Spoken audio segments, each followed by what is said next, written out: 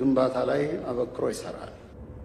ክቡራን ተመልካቾቻችን ቀደም ሲል እንደገለጽንላችሁ በተለይ ደግሞ ኢትዮጵያ ከቅርብ ጊዜያት ወዲህ የተለያዩ ፕሮጀክቶችን አቅዳ የመፈጸም አቅሟ ከጊዜ ወደ ጊዜ እያደገ መጥቷል። የስራ ባህላችንም እንደዚሁ አድጓል። በተለይ ደግሞ 24 ሰዓት ነው እየተሰራ የሚገኘው። እነዚህ ፕሮጀክቶች በታሰበላቸው ጊዜና ግብ እንዲጠናቀቁ ደግሞ በመንግስት በኩል ያለው ቁርጠኝነት ቀላል የሚባል አይደለም። እዚህ ጉዳይ ላይ ቆይታ ልናደርግ ነው። የዲቨሎፕመንት ኢኮኖሚክስ መምህርና ተመራማሪ ዶክተር ገመችስ መርሻ ቀደም ሲል እንደገለጽንላችሁ ስቱዲዮ ነው የሚገኙት። በድጋሚ እንኳን ደህና መጡ ማለት ፈልጋለሁ። እንኳን ደህና ቆያችሁ። መልካም። እንግዲህ ጠቅላይ ሚኒስትር አብይ አህመድ ሰኔ ወር 2017 ዓ.ም ላይ በህዝብ ተወካዮች ምክር ቤት እንግዲህ አባላት ፊት ቀርበው በሰጡት ማብራሪያ መሰረት የምክር ቤት አባላት 2018 ዓመት ስራ ሳይጀምሩ በፊት ኢትዮጵያ የተፈጥሮ ጋዝ አውጥታ ስራ እንደምትጀምር ቃል ገብተው ነበርና ይህንን ቃል ደግሞ በተግባር አሳይተዋል ማለት ነው። በቅርቡ እንግዲህ የኦጋዴን ፈሳሽ የተፈጥሮ ጋዝ ፕሮጀክትን አስመርቀዋል። እንግዲህ መንግስት በገባው ቃል መሰረት በተግባር ከመፈጸሙ አንጻር ይህንን አፈጻጸም እንዴት ያዩታል? ለእርሶስ ምን ፈጠረቦት ከሚለው እስኪ እንጀምር። ታንክ ዩ። እንደገለጽሽው በጣም ትክክል ነው።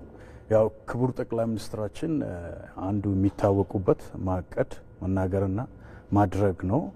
ይሄ ትልቁ የሊደርሺፕ ኳሊቲ ብለን ልንወስድ እንችላለን። ሃይስት ኤክስኪዩቲቭ ፓወር የታየበት ነው እና ከአንድ መሪ የሚጠበቅ ወሳኝ ነገር ነው። ይሄ ዝም ብሎ ደግሞ የሚሆን ጉዳይ አይደለም። ሲናገሩ ብዙ የማስተባበር ነገሮች ከዚህ ጋር ይመጣሉ። ስለተናገሩ ብቻ የሚሆን ነገር የለም። ማስተባበር፣ ብዙ አካላቶችን ማሳተፍ፣ መከታተል፣ ማበረታታት፣ ማስተካከል የሚፈልግ ሂደቶች በዚህ ውስጥ አሉ።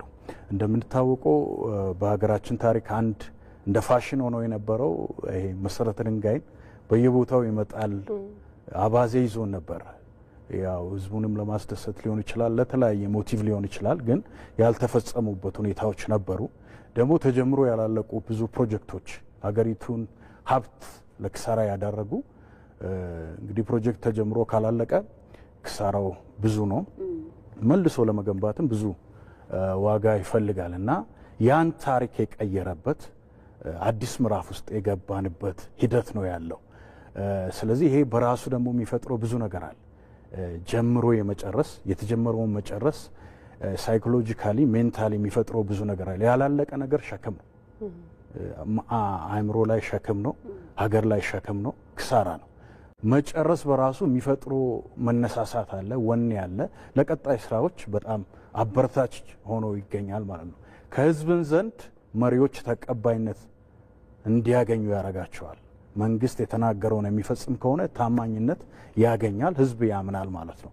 ስለዚህ ያንም ለማግኘት ህዝብ ዘንድ ቅቡልነትን ለማግኘት የሚያስችል የመሪነት ብቃት ሃይስት ኤክስኪዩቲቭ ፓወር ክቡር ጠቅላይ ሚኒስትራችን ያሳዩበት በአመራራቸውም ዘንድ ተፈጻሚ የሆነ እየተለመደ ያለ በጣም ልንኮራበት ሁሉም ዜጋ ሁሉም ሰው ትናንሽ የያዘውን ነገር ቢፈጽም ያሰበውን ብዙ ነገር ከማቀድ ጥቂት ነገር አቅዶ ያም መፈጸም ትልቅ ስነ ልቦናዊ መነሳሳት ይፈጥራል። ትልቅ ለቀጣይ ስቴፖች በጣም ሞራል የሚሰጥ ጉዳይ ነው ማለት ነው። የሚደነቅ ጉዳይ ነው። መልካም ዶክተር፣ ሌላኛው ምናነሳው ቀደም ሲል እንዳሉት የተጀመሩት ፕሮጀክቶች ከሸክም ከመሆን እዳ ከመሆን እያለፉ ወደ አገልግሎት እየገቡ ነው። ቀደም ሲል ያልነው የተፈጥሮ ጋዝ ፕሮጀክት፣ የአፈር ማዳበሪያ፣ የነዳጅ ማጣሪያ ፕሮጀክቶች በቀጣይ የሚሰሩ አሉ። አሁን ደግሞ ወደ ስራ የገባው ወይ ደግሞ የተመረቀው የተፈጥሮ ጋዝ ፕሮጀክት አለና በኢትዮጵያ ኢኮኖሚ ላይ ምን አይነት አስተዋጽኦ ይኖረዋል? ከሀገርስ አልፎ ለቀጣናው ምን አይነት ጠቀሜታ ይኖረዋል? በጣም ጥሩ። ያው እንግዲህ ይሄ እነኚህ የጉባ ብስራቶች ተብሎ የሚወሰዱ ናቸው።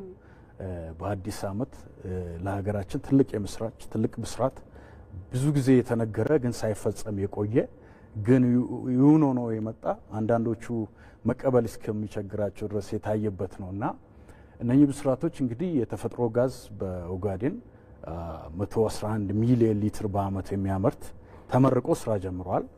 በዛውም ተያይዞ ሁለተኛ ምዕራፍ የተፈጥሮ ጋዝ ማምረት መሰረተ ድንጋይ ተቀምጧል። ያ ደግሞ 10 እጥፍ ከተመረቀው 10 እጥፍ ወደ 1.33 ቢሊዮን ሊትር በአመት የሚያመርት ግዙፍ በጣም በጉጉት የምንጠብቀው ነው። ከሱ ጋር ተያይዞ ተፈጥሮ ጋዝ ማጣሪያ ሪፋይነሪ አጠገቡ ላይ ስራ መሰረተ ድንጋይ ተቀምጧል። እንዲሁም ትልቁ ደግሞ ለኢትዮጵያ አርሶ አደሮች ትልቅ እፎይታ የሀገራችንን ግብርና ታሪክ ይቀይራል ተብሎ የሚታሰበው የማዳበሪያ እንግዲህ ከአፍሪካ ከናይጄሪያ ቀጥሎ ግዙፉ ነው። ምናልባት ከዓለምም ትላልቆች ውስጥ የሚመደብ እሱም መሰረተ ድንጋይ ተቀምጦ በ3 ዓመት ተኩል አካባቢ ላይ እንደሚፈጸም ተስፋ ይደረጋል። እነኚህ ሁሉ ፕሮጀክቶች 5 ዓመት ጊዜ ውስጥ ማክሲማም እንደሚያልቁ ተስፋ ይደረጋል። እንግዲህ ይሄ እንደ ቀላል የሚታይ ነገር አይደለም። በጣም ሂውጅ ሜጋ ፕሮጀክቶች ናቸው። የሀገሪቱን ኢኮኖሚ ስር ነቀል ለውጥ ሊያመጡ የሚችሉ ናቸው። ለምሳሌ ሀገራችን እስከ $5 ቢሊዮን ነዳጅ ለማስገባት ወጪ ታወጣለች በየአመቱ። ዩካን ኢማጂን $5 ቢሊዮን ወጪ ሙሉ በሙሉ አሁን ያለው ነገር ማስቀረት አይችልም። እነኚህ ነገሮች ሲጠናቀቁ ወደፊት ሙሉ በሙሉ ይሄን $5 ቢሊዮን ወደ ውስጥ መመለስ እንችላለን። ለተለያዩ ለመንገድ፣ ለሆስፒታሎች፣ ለትምህርት ቤት መጠቀም እንችላለን። የሀገሪቱን አቅም ወደ ውስጥ የሚመልስ ትልቅ እፎይታ ነው። ከዚህ ጋር ተያይዞ አሁን የተመረቀው የተፈጥሮ ጋዝ 1000 ሜጋዋት ኢነርጂ ይዞ መጥቷል። ይሄ ቀላል አይደለም። ከህዳሴ ግድብ ጋር የሚነጻጸርና ግማሽ የህዳሴ ግድብ ያይል ተብሎ በኢነርጂ ፕሮዳክሽን በሜጋዋት ኤሌክትሪክ ፕሮዳክሽን ሳይሆን በኢነርጂ ፕሮዳክሽን 1000 ሜጋዋት ማለት በጣም ግዙፍና ሂውጅ ብዙ ቤቶችን ሊያበራ የሚችል ብዙ ኢንዱስትሪዎችን ሊያንቀሳቅስ የሚችል ኢነርጂ ነው። ከዛ ጋር ተያይዞ ክሪፕቶ ማይኒንግን በዚህ ኢነርጂ መስራት ይቻላል። ይሄም ሌላ ትልቅ አቅም ነው። ሌላው ይሄን ነገር ኢንትረስቲንግ የሚያደርገው ነገር ተመጋጋቢ ኢንዱስትሪ እዛው መቋቋማቸው ነው። ይሄ ነዳጅ ፈርቲላይዘር ማዳበሪያ የሚመረተው በዚህ ነዳጅ ከሚወጣ ግብአትም ጭምር ነው። አጠገቡ ላይ ግብአት የፎርዋርድ እንደ ባክዋርድ ሊንኬጅ ተብሎ የሚነሱ ጉዳዮች ነው። እዛው ግብአትን ያገኛል። ስለዚህ ነዳጁ ማዳበሪያን ያመርታል። ማዳበሪያችን ምግባችንን ያመርታል። ወደ ምግብ ይሄዳል፣ ወደ ማብራት ይሄዳል። ኢነርጂ አለ። ሌላው ኢንትረስቲንግ ነገር ኑሮ ውድነትን በማረጋጋት ውስጥ ትልቅ ሚና አለው። ለምሳሌ ክቡር ጠቅላይ ሚኒስትራችን እዛው ያበሰሩት ነገር ምንድነው? 2000 መኪኖችን ወደ ከነዳጅ ወደ ጋዝ መቀየር ይሰራል። ይሄ ደግሞ ወደ ክፍለ ሀገር ሁሉ የሚሰማራ የትራንስፖርት ኮስትን በግማሽ የሚቀንስ ነው። ያ ማለት ብዙ ጫና ያው የሚቀንስ ነው። ኑሮ ውድነቱን ማረጋጋት ውስጥ ትልቅ ሚና ያለው ነው። ስለዚህ ማዳበሪያውም እንደዚህ ነው። የኢትዮጵያ ገበሬ አርሶ አደር እስከዛሬ አንቆ የያዘው ትልቁ ችግር የማዳበሪያ እጥረት ነው። በጣም ከፍተኛ ያው መሬት ብዙ ዘመን በታረሰ ቁጥር ፈርቲሊቲው እየቀነሰ ይሄዳል። የግድ ማዳበሪያ ማግኘት አለበት። ሀገራችን የምታመርተው ግብርና ከዓለም አቀፍ አማካይ ፕሮዳክቲቪቲ ምርታማነት ሲነጻጸር በጣም ያነሰ በጣም የወረደ ነው። ስለዚህ የሀገራችን ግብርና ምርታማነት ፕሮዳክቲቪቲውን በጣም በከፍተኛ ሁኔታ ከፍ የሚያደርግ በምግብ ራስን ይመቻል። አሁን ሀገራችን የምግብ ሉዓላዊነትን ማረጋገጥ ሂደት ውስጥ ገብታለች። ሉዓላዊ ሀገር ነጻ ሀገር የነበረች ግን በምግብ የምትወቀስ ሉዓላዊነታችንን እንጆይ እንዳናረግ አባቶቻችን ያስረከቡ ነጻ ሀገርን በደንብ ሰለብሬት እንዳናረግ በዓለም አቀፍ ሚዲያ ዘንድ በዚህ በደህንነታችን እንያዛለን። በምግብ ራሱን ያልቻለ ሀገር ብዙም ያ ነገር እንጆይ ማድረግ አይችልም። ስለዚህ የምግብ ሉዓላዊነት ግዴታ ነው። ያን ሂደት በማረጋገጥ ውስጥ ይሄ ማዳበሪያ ፋብሪካ ትልቅ ሚና የሚጫወት ነው። ከዛ አልፎ ቀጠናዊ ትስስርን የሚያመጣ ነው። ይሄ ኢትዮጵያን የኢነርጂ ሀብ የኢነርጂ ፓወር ሀብ እና የፈርቲላይዘር ሀብ ሊያረጋት ይችላል።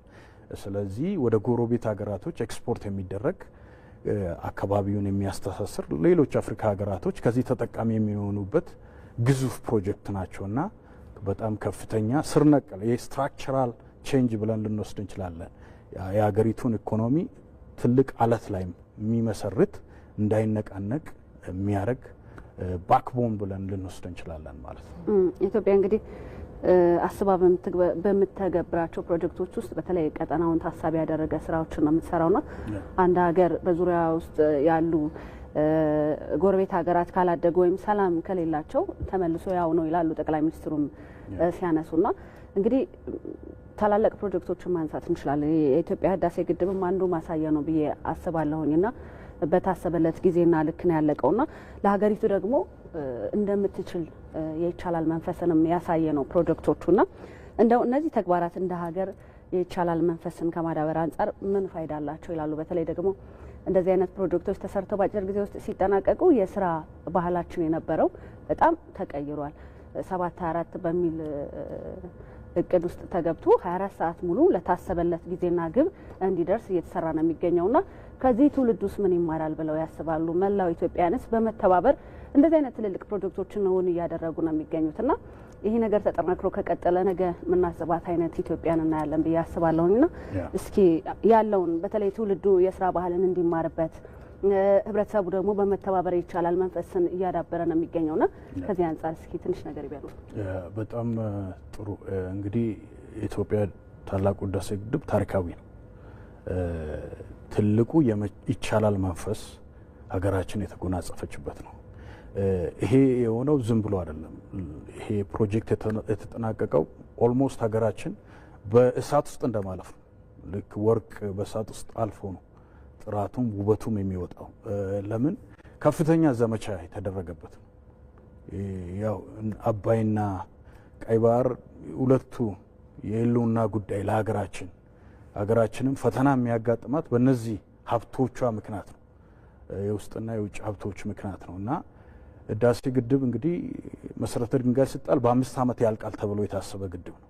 ግን የፈጀብን 14 ዓመት ነው። ለምን በጣም ከፍተኛ ዓለም አቀፍ ጫና ያው አንዳንዴ ዓለም ኢፍታዊ እንደሆነች የታየበትም ነው። 60 ሚሊዮን ኢትዮጵያውያኖችን ከጨለማ የሚያወጣ ለጎረቤት አፍሪካ ሀገራትም የሚተርፍ መልካም ፕሮጀክት ዓለም አልደገፈንም፣ ዓለም አልተቀበለንም። ለጸጥታው ምክር ቤት አጀንዳ ሆኖ የቀረበ ልማታዊ ፕሮጀክት ነው። ብዙ ጊዜ የዓለም አቀፍ ጸጥታ ምክር ቤት ላይ የሚቀርበው የግጭት መፍታት ኮንፍሊክት ሲኖር፣ ልማት ግን ሲቀርብ ብዙም ያልታየ ከ14 ጊዜ በላይ ብዙ ክርክር የተደረገበት ነው። ዓለምም ይፍታዊ እንደሆነች ያየንበት ኢትዮጵያኖች ወደ ውስጥ መመለስ ወደ ውስጥ አቅም መመለስ እንዳለብን የተረዳንበት ነው። ማንም አጨብጭቦ የኛን እድገት የኛን ከፍታ የሚቀበል እንደሌለን የተረዳንበት ነው። ጠንክረሽ ብርቱ ሆነሽ ስትመጪ ግን ዓለም ይቀበልሻል። ይሄን አሁን ኢትዮጵያ ላይ የታየ ነው እና ኢትዮጵያኖች አንድ ሆነው በአንድነት የአንድነት ሐውልት ነው፣ የሉዓላዊነት አርማ ነው። የይቻላል ወኔና ብቃት የታየበት የኢትዮጵያውያን ብቻ ሳይሆን የአፍሪካውያን ኩራት በራስ አቅም የተገነባ ትልቁ የይቻላል መንፈስ አይቻልም የሚባለውን ዓለም ሌሎቹ የሚሉንን አንዳንዴ ደግሞ እኛ የተቀበልነው አንችልም በቃ ይሄ ነገር ብለን ባይተዋር ነው የሆንበት የአባይ ልጅ ዋጠማ በሚል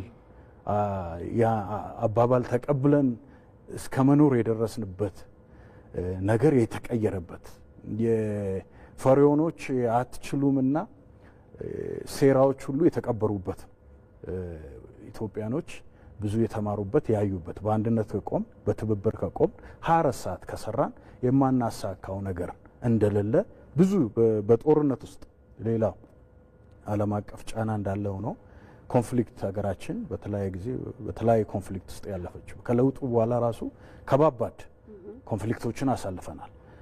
ህዳሴ ግድብ እንዳይሳካ ደግሞ በዛ አካባቢ ላይ መጠነ ሰፊ ዘመቻ ተደርገዋል። ምናልባት ታሪክ ሌላ ጊዜ የሚናገረው ይሆናል እና ብዙ መስዋዕትነት የተከፈለበት ነው። ስለዚህ ለኢትዮጵያውያን ብቻ ሳይሆን ለአፍሪካውያን ትልቅ የመቻለው ነው።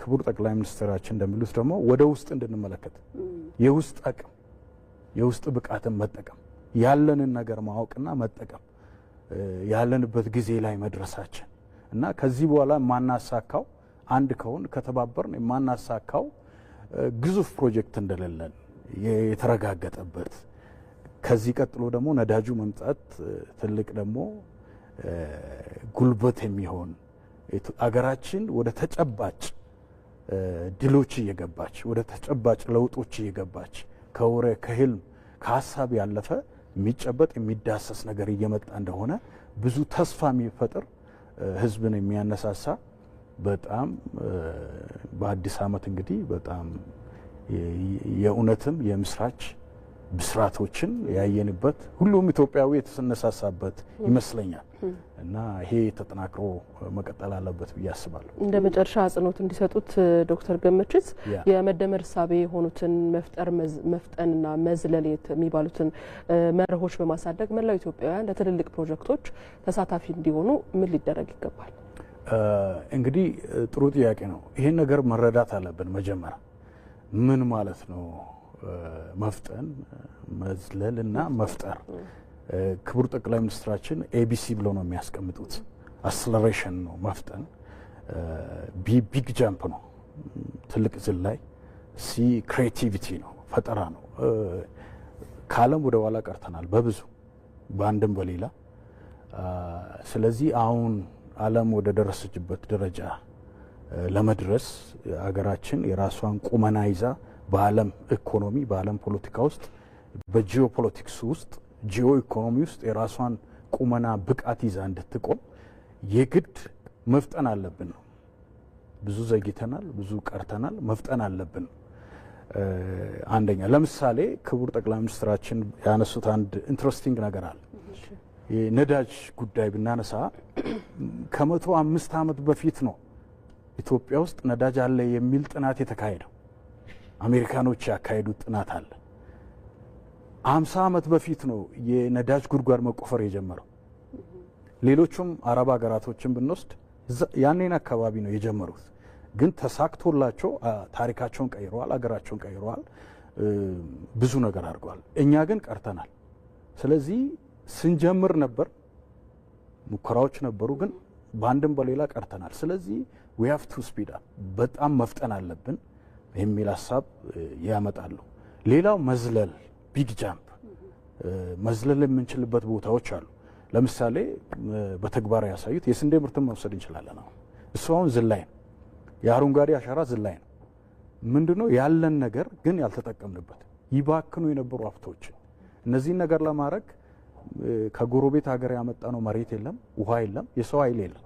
የነበረንን ሲባክን የነበረው አንዱ ስብራት ብሎ የሚያነሱት ኢንኤፊሽንሲ እና ዌስት ነው፣ ብክነት ነው። ያለንን በአግባቡ አለመጠቀም።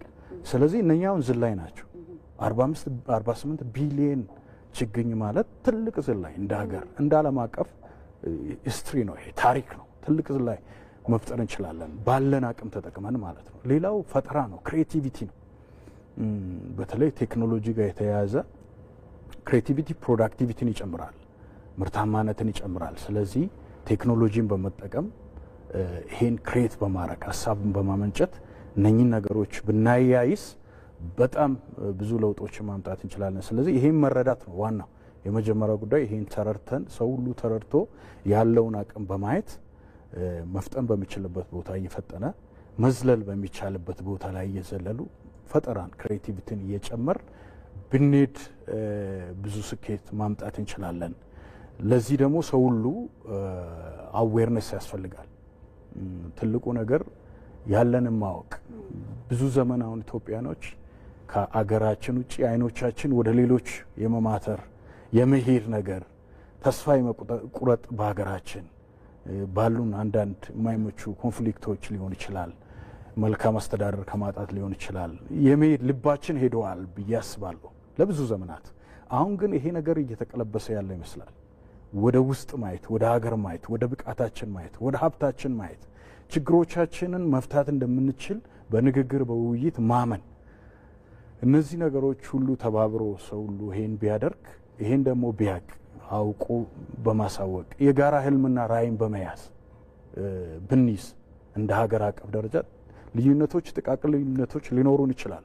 የጋራ ህልምና ራዕይ እንደ ሀገር የሀገራዊ ቁመና ላይ ተስማምተን ብንይዝ ለምሳሌ የሚያስቸግሩን አንዳንድ የሰላም ጥሮት ሊኖር ይችላል። ይሄ ነገር መፍጠኑ መፍጠሩ መዝለሉ ሰላም ሲኖር ሰላማችን አንድነታችንን በጸና መሰረት ላይ ብናጸና ልማት ከዛ በኋላ ቀላል ነው የሚሆነው። ጥሩ ምሳሌ የኤዥያን ሀገራቶች ኤዥያን ሚራክል የሚባሉ እነ ሳውዝ ኮሪያ፣ ጃፓን፣ ታይዋን፣ ሆንግ ኮንግ መውሰድ እንችላለን። በጣም በአጭር አመት ውስጥ 20-30 አመት ውስጥ ነው ታሪካቸው የተቀየረ ትልቅ ድል ያስመዘገቡት ማለት ነው። እነሱን ታሪክ ብንወስድ የውስጥ ችግራቸውን ፈተዋል። ሰላማቸውን አረጋግጠዋል፣ አንድነታቸውን አረጋግጠዋል። እንደ ሀገር መቆም ችሏል። የሀገራዊ ቁመና ይዞ መቆም ችሏል።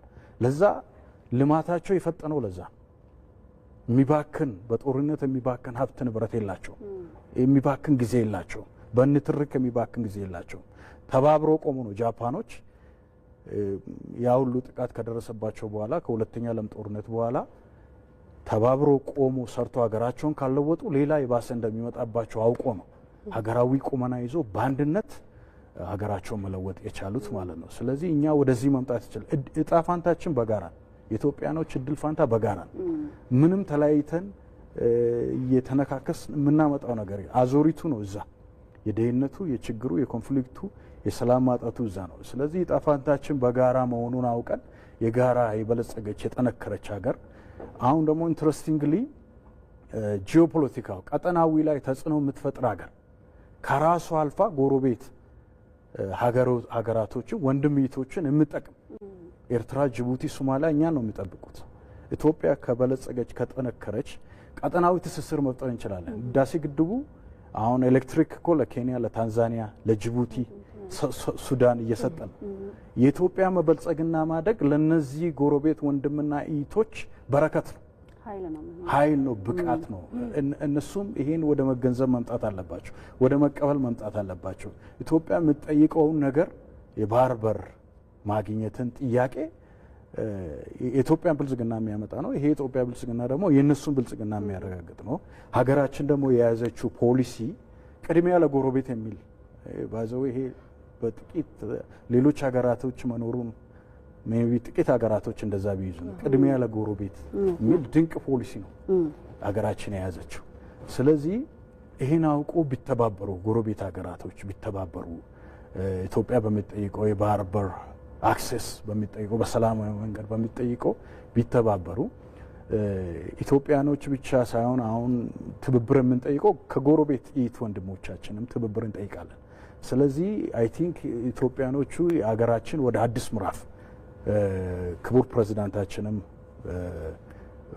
ባሳወቁት በቅርቡ ባረጉት ንግግር ኢትዮጵያ አዲስ ምዕራፍ ውስጥ እየገባች ነው። እነኚህ ብስራቶች ሁሉ ይሄ ሁሉ እንቅስቃሴ የስራ ባህል ቅድም እንዳነሳችሁ እየተቀየረ ነው። 24 ሰዓት 724 ተጀምሯል። መነቃቃቱ መጥቷል። ይሄ ደግሞ ኑሮ ጫናውን እየቀነሰ ሲሄድ እየታየ ሲሄድ ተስፋ እየለመለመ ይሄዳል።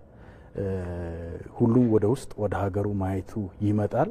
ስለዚህ ሰላማችንን አንድነታችንን በጸና መሰረት ላይ ከተከል ልማቱ ማንም ሊያስቆመው በሚችል ፍጥነት አይ ቲንክ ፈጣሪም እየረዳ ነው ብዬ አስባለሁ። ድንቅ ንግግር ነው የተናገሩት። መጨረሻ ዶክተር የኢትዮጵያውያን ዕጣ ፈንታ በጋራ ነው። ይሄ በደንብ ልንወስደው የሚገባ ነው። የቀኑ መሪ ቃል ነው። ለምንም ነገር መሰረቱ ደግሞ ሰላም ነው። ሰላም ደግሞ የሁሉም ባለድርሻ አካላት ኃላፊነት ነውና ሰላም ያላት ሀገር ለእድገቱም ለኢኮኖሚውም ለሁሉም ነገር ምቹ ናትና በጣም ግልጽ የሆነ ደስ የሚል ቆይታ ነው ያደረግነው። ዶክተር ገመችሽ መርሻ የዲቨሎፕመንት ኢኮኖሚክስ መምህርና ተመራማሪ ነው። የመጀመሪያው አይደለም ቤተኛ ሆነዋል። እኛም ደስተኞች ነን። እናመሰግናለን። ታንኪዩ። አመሰግናለሁ። መልካም ቀን ይሁን። መልካም ቀን ይሁን።